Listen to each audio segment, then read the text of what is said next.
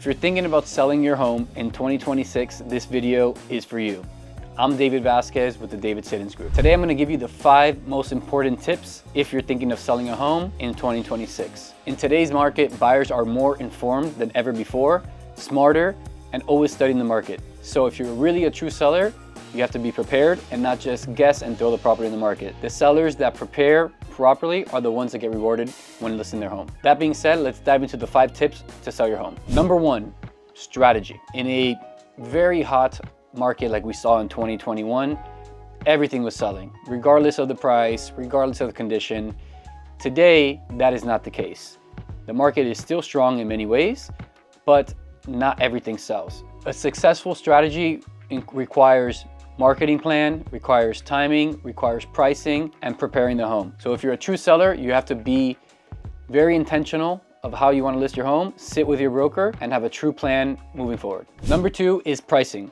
Although it's number 2, it's definitely the most important of these 5 tips. Pricing is the most critical because at the very beginning of the listing, when you list the property for sale, that is when you're gonna have the best chance of selling your home because that's when buyers are on the hunt. When a house or condo is overpriced, the first thing it does is not only deter buyers away, but it sends a signal to potential buyers.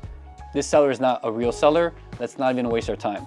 And what happens? The first critical weeks of you being on the market where buyers are ready to make a deal are now completely silent, which will then lead to price reductions, frustration, and eventually very, very low ball offers. When a property is properly priced, you then get the opposite effect. You get a lot of interest from the start. You generally get multiple showings and potential multiple offers. When you have multiple offers as a seller, that then gives you leverage. You can negotiate stronger because you know you have multiple options, and then which will lead to a higher price.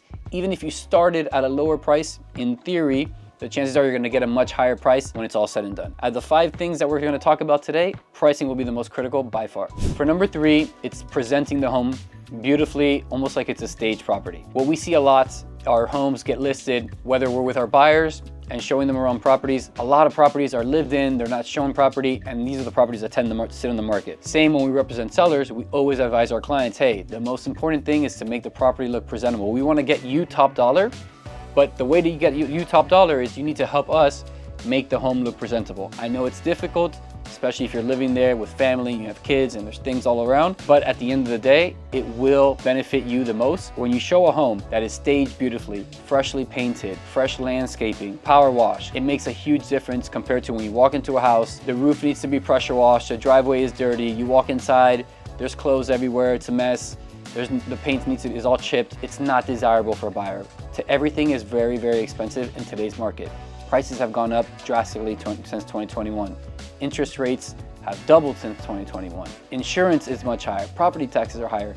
So a buyer does not want to buy something at the max of their budget and then have to put in another $100, $500, $1 million worth of work into a property. They want to buy something that's turnkey, or at least they can live in it and then as time goes by, renovate as they go. Presenting the property properly is very, very important because if it's staged nice and clean and painted freshly, even though it's not fully renovated or brand new, it'll show very nice and it'll attract the buyer to come in. Number 4, sellers must be hyper educated on their local market. Forget about what the headlines say, national headlines, citywide headlines. Nationally, county-wise, city-wise, it doesn't matter. You have to go hyper-local, hyper-neighborhood. So it's very neighborhood-specific. In Coconut Grove, for example, where we're standing right now, it's not the same market where we are in Coral Gables. Or even within Coconut Grove, the price point between 3 to 5 million is not the same market behavior as prices above 8 million.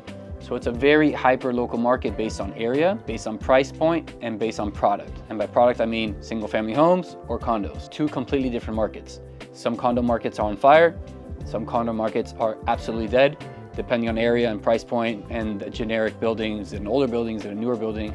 So it's very, very neighborhood-specific. If you as a seller are educated or educated by your broker that, hey, we're in a seller's market right now, we could be very aggressive on the price and try to get top dollar, okay, great. Or vice versa, if we're in a buyer's market, you're gonna have to, if you're in a building and it's a buyer's market and it's a very slow building, the only way the unit's gonna sell, most likely, is if you're the lowest price line in that line, which meaning, okay, we have 5 on the market in 03, let's list at 1.1 million, which makes us the most attractive option for the O3 in that building. That will increase your chances of selling. If you have the knowledge of your local market, knowledge brings confidence, and at the end of the day, confidence is going to get you the sale. And number 5 is understanding the macro picture and keeping in lines with where the market is shifting. So for example, we are 1 month into the 2026 year as we're filming this. The first month of this year in January, activity has picked up drastically from the last couple of months of 2025. Buyers are on the hunt again. They're looking to purchase. They're looking for condos. They're looking for homes. So if you're a seller, maybe you say, okay, I'm getting a lot more activity. I could be a little bit more firm on the price. Vice versa, if you're gonna be in a slower market, maybe it's summer and things have slowed down, maybe you need to be a little bit more aggressive. But really, the whole key of this number 5 is keeping up with the trends, because things could change. Mortgage rates could go up, mortgage rates could come down, buyer demand could increase, buyer demand could decrease. Inventory levels in your market could go up or down depending on which building or area you're in. So just being very, very aware of market shifts and staying ahead of the curve. So in closing, if you're thinking about selling your home, let us know. We'll give you a personalized plan on what we suggest for your specific home in your specific area. It's a very, very active market, but only for those who prepare and only for those who do it correctly. So if you want more information, feel free to DM us, message us, call us. We're always available. And for more videos like this, subscribe, like, follow, and we will see you on the next video.